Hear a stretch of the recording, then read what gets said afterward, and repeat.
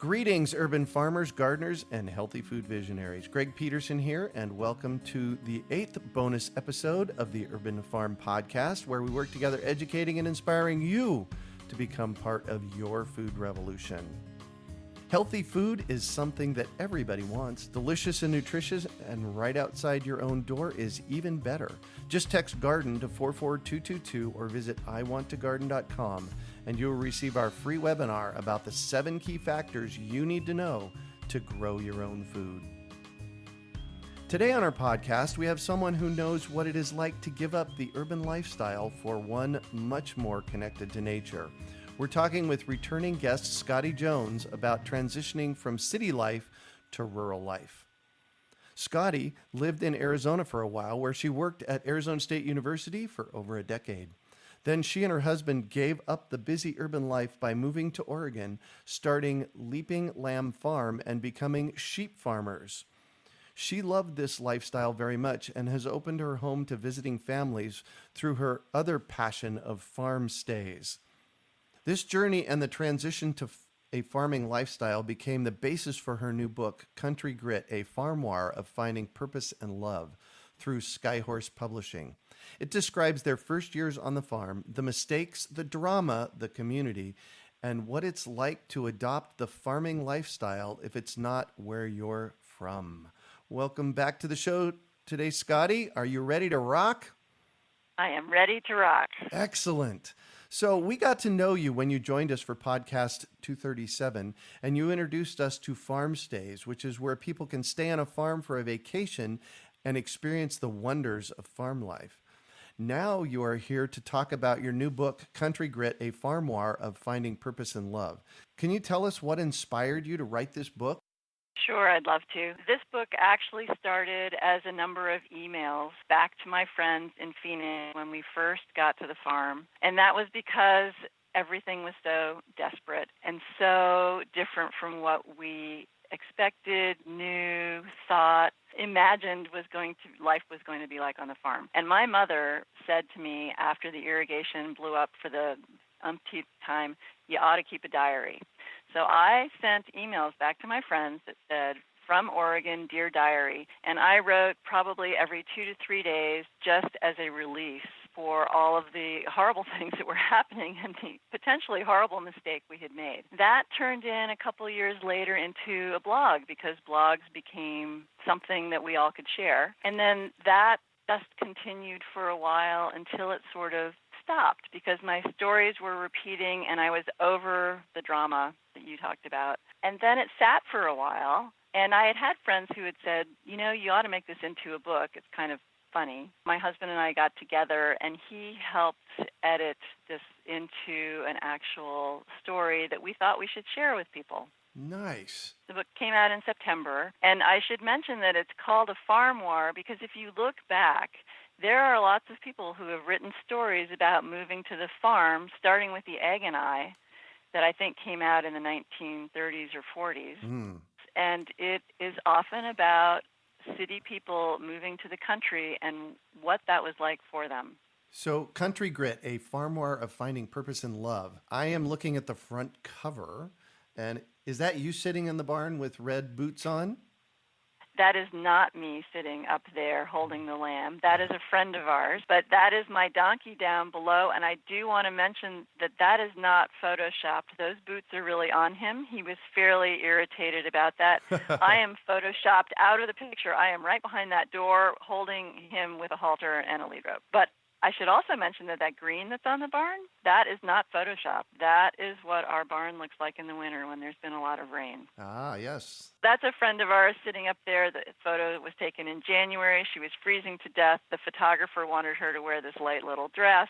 And we had lambs by accident. So that is how she has a lamb in her arm. Oh, wow. It's a beautiful, beautiful cover. The first line of the first page of the book, "Let me begin with the simple truth. I was not born to be a farmer." Tell me about that.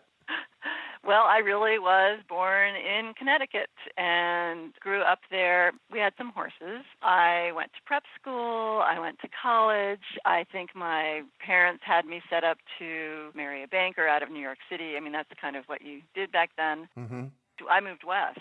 I went to college in Colorado, and I just kept going west. I didn't ever imagine being a farmer, maybe a rancher, riding in a dude ranch, chasing cows, but being a farmer was pretty far away from any aspiration that I had. Mm-hmm. So what was the inspiration or the motivation, the propulsion, let me use that word, that pushed you into being a farmer? I would say we had lived in Phoenix for 22 years. My husband's from Phoenix. He's fourth generation. He was a very good gardener. We had a big greenhouse. But I think we were looking for a change. Phoenix had grown a lot since I had moved there in the early 80s, and we were just looking for something different. We were on a treadmill. We were not very connected with each other, and we were looking for water, quite honestly. 9/11 had happened. Yep. We were just feeling like we didn't control anything that really mattered. If you Google, this is probably not true, but if you Google green, water, moisture, you'd probably come up with Oregon. And that was the bent that we had. We had looked up in Colorado and up in New Mexico, and we just decided there were the same water and there were the same urban sprawl problems that we had down in Phoenix. So we started looking in Oregon, and we found our farm on the internet. Oh, really? Glory be to the internet. Oh, yeah. We found our farm on the internet. I remember Greg looking and saying, hey, wouldn't this be great? And I was like, we could never own a place like that. And we basically traded our property in Tempe for this farm. Nice. Yeah. It's called being naive at 50. Our tax guy said, wouldn't it have been cheaper to have bought a little red sports car? And yes, it would have been cheaper, but it wouldn't have been nearly the adventure. Yeah, not nearly as much fun. Not nearly as much fun or learning curve.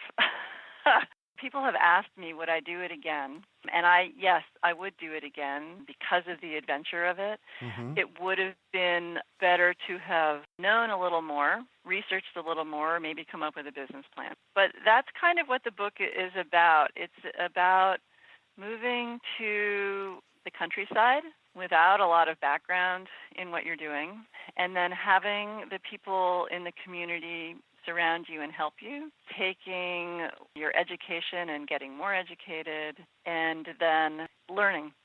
I mean, Yeah. I consider myself part of that Oregon Trail. Those pioneers who came out here, they didn't know anything either. But I do think the book is also about not being deluded about what's involved in farming. Mm-hmm. I wish we'd been younger. Farming is physically really, really hard.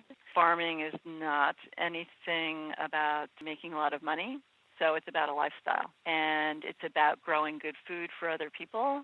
For me, with the farm stay, it's about sharing what farming is all about. And I think I mentioned this before, that there are so many people removed from farming these days, they don't have grandma and grandpa's farm to go back Right. to. There's only 2% of Americans live on farms. That's it. That means 98% of Americans are disconnected for the most part from what farming is. This book kind of talks about how we thought we were going to make it as sheep farmers. Oh, no.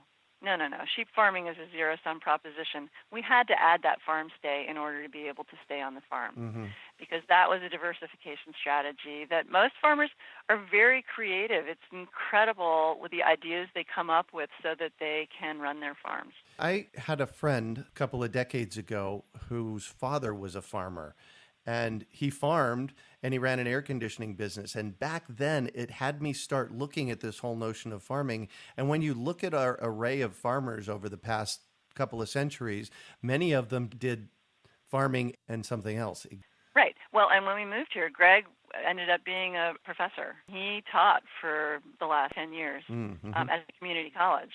So there had to be other income coming in. We've now managed to make the farm stay be a major driver. But up to that point, selling sheep and selling hay wasn't going to make it. And that's true of all small farms. And small farms are going to be $200,000 and less in gross revenues if you want to put a kid through college. So you have an excerpt from your book about your first day on the farm. Would you mind reading it for us? No, I would love to. Here we go. This is one of the very first chapters called Oregon Green. We arrived the morning of the third day. The sun was just starting to peek over the mountains, casting long blue shadows. It was chilly in the shade, but where the sun hit, there was a promise of a beautiful day. We led the horses, wild-eyed and snorting, out of their dark trailer and into the abundant green of Oregon. We loosed their halters and watched them run, in sheer panic. They looped the field several times at a full gallop until they could no longer sustain the pace and slowed, frothy and sweating to a hoppy canter. We realized we were going to have to catch these two hotheads and walk them off to prevent them getting chilled. Catching them with 60 acres of sprinting room would take some doing. Before we could put that plan into action, we heard the agitated screams of our girls. Cisco, the bad dog, was making for the woods with a chicken in his mouth. Both girls were in hot pursuit. Patches, the good dog, had dutifully dropped her chicken when commanded, but was now accompanying Cisco into his flight from justice. And Beazle, the cat, who complained incessantly about riding in a car, was balled up under the front seat, refusing to come out. It would require heavy-duty leather gloves to overcome his objections. Thus concluded the first hour of our new life on the farm, and with it came the puncture of another delusion. We assumed our animals would be at home in nature. Instead, they were unbalanced and frightened by it. Like us, they were at home. It's familiarity that instills comfort. It would take them weeks to get their bearings and months to become country animals. Until then, their lives were in peril. Coyotes and owls consider city cats the country equivalent of fast food. Dogs that run at livestock, including chickens, are shot on sight. And 1,000-pound horses can tangle in barbed wire and shred themselves to the bone in minutes. We were naive to presume to know country ways for our animals. Green is the color of Oregon. It reflects the botanical abundance of the state and is represented in everything from the license plates to the football team at the university. It is also an apt description of new immigrants to the state. That day we learned the truth of Oregon green. It applies to animals as much as people, and for both it takes lots of experience to replace the green with bark. Wow, that's an extraordinary piece. Thank you so much for sharing it. Well, thank you. That's years of writing a blog, and then I have to give credit to my husband, Greg, for heavy-duty editing. He's a good writer, too. It's a combined experience. You have a beautiful book here. How does it make you feel to actually have it out there in the world? It feels great.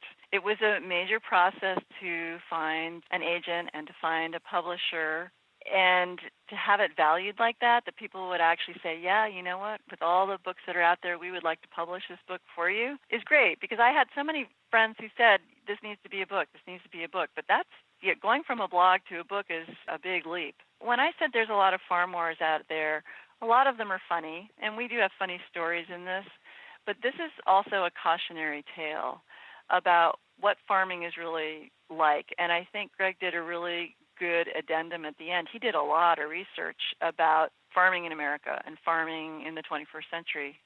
There's some really good analysis, and it's not hard to read. He wrote that part himself, and it's in a very simple format about where your food is coming from and how it gets to you, and why you would maybe want to support small farms for diversification. Yes, our big industrial farms are totally necessary to feed the world, and we're not saying that that's a bad kind of farming, but there are the rest of us doing something good too. I think we're on a little bit of a mission here to educate people about small-scale farming and the importance of that diversification strategy. Yeah. Well, and you've done that with farm stays quite well. Can you remind us a little bit about what farm stays is? Sure. Farm stays, most people don't know that they exist. A lot of us open up our doors to guests to come stay with us, if only for a weekend. We are hands-on, a lot of us. You can help us with chores if you want. You are paying to stay with us, so it's not required. Mm-hmm. For my guests, for instance, they can collect eggs, they feed the chickens, they help during lambing season. I need those extra hands to help me. They can hold lambs, baby goats, brush my donkey. And then a lot of times what people do is they just are in the farm. They are at the farm. They get to be calm. They get to listen to the sounds of it. They get to play and relax, not worry about doing their laundry at home or doing their chores or driving children to soccer games. So it's kind of coming out to the country and being in the country. Farmstay US is a website that will give people access to farms all over Arizona has farms and ranches that offer farm stays. So when you think about the landscape of your farm stay website and the people that are there, is there one that stands out for you? In Arizona, Three Sparrows Farm, which is up in Prescott, they have mini mancha goats. We stay in a cabin. It's not too far out of the city. There are also some ranches that you all have. So I consider it's farms and ranches. They're working operations. There's M Diamond Ranch, which is up in Rock, Arizona, and there's also Cold Creek Ranch in Clifton, Arizona. These are family ranches. They are working cattle ranches. So up there you get to see, what do you do on a ranch? How do you herd the cattle? How do you catch the cattle? What are the kinds of things you need to do? On the Three Sparrows Farm, they milk those goats, I believe. And so you can practice your hand and find out that maybe milking isn't quite as easy as it looks Right. on TV. I have had that experience as well. It's like, not working the way it looked like it was going to work. There are other ones in Arizona, New Mexico, Colorado. Those are going to be closer to you guys. But all over the country are farms who are figuring out. It's as hard as for us to educate farms that, hey, you might want to invite guests to come visit and add some extra income to your bottom line. I get guests from Arizona on a regular basis, so that's always fun in the summer. Yeah, exactly. So it sounds like Farm Stays has been fairly successful for you. It has been. Yes, the farm stay for us allowed us to stay on the farm. Starting the association and the website has allowed me to get to know a lot more farmers around the country and be able to kind of help market them. So this book is also gives me that platform, quite honestly, to be able to talk about farm stays. I'm going to be coming to Changing Hands. Let's talk about that. You're going to be at Changing Hands bookstore here in Phoenix. So tell us about that. I am coming on Sunday the 29th to do a reading and a book signing up at their Phoenix store. The Changing Hands owner, Gail Shanks, is a very good friend of mine, so she has been totally behind helping me promote this book. I'm also going to be down at the Tucson Festival of Books in March. Oh, nice. Yeah, talking about the book and being on a panel. So I'm excited to actually be able to get out and about and tell the world about farm stays and tell the world about our experience. And I don't want to discourage people from thinking that they might move to a farm, because we've certainly had people here checking that out. It's just to do it with your eyes open. Right. It's been rewarding, and we have good food, and we have happy animals, and we have great guests. Nice. So that's Changing Hands Bookstore in Phoenix, Arizona, Sunday, October 29th at 5 p.m. That's the Camelback and 3rd Avenue location. Well, thank you so much for joining us on the show today, Scottie. You are very welcome. I love to talk with you, Greg, and I'm very excited that you asked me to come back. Thanks. Well, especially about your book. I always love it when we have friends that write books, and because it's such an epic experience of going through writing the book and then sharing about it. Again, Changing Hands, Sunday, October 29th, 5 p.m. And how can our listeners get a hold of you? They can find me at Farmstay US at www.farmstayus.com. My email is Scottie, SCOTTIE, at farmstayus.com. I'm also at Leaping Lamb Farm, so you can find that by Googling Leaping Lamb Farm on the internet. You can also find show notes from today's podcast at urbanfarm.org/country grit. And if you would like to hear more about farm stays, an epic way to vacation, you can find our 237th podcast at urbanfarm.org/farmstay. Well, that's it for today. Thanks for joining us on the Urban Farm Podcast. Healthy food is something that everybody wants. Delicious and nutritious, and right outside your own door is even better. Just text GARDEN to 44222 or visit iwanttogarden.com, and you'll receive our free webinar about the 7 key factors you need to know to grow your own food. We hope you enjoyed today's episode of the Urban Farm Podcast. Remember to listen for tips, advice, and resources to help you on your journey with urban farming. You can find us on the web at urbanfarm.org or send us an email to podcast@urbanfarm.org. In the words of Vincent van Gogh, great things are done by a series of small things brought together. Be encouraged that with each lesson learned and skill developed, you are one step closer in the direction of your dreams.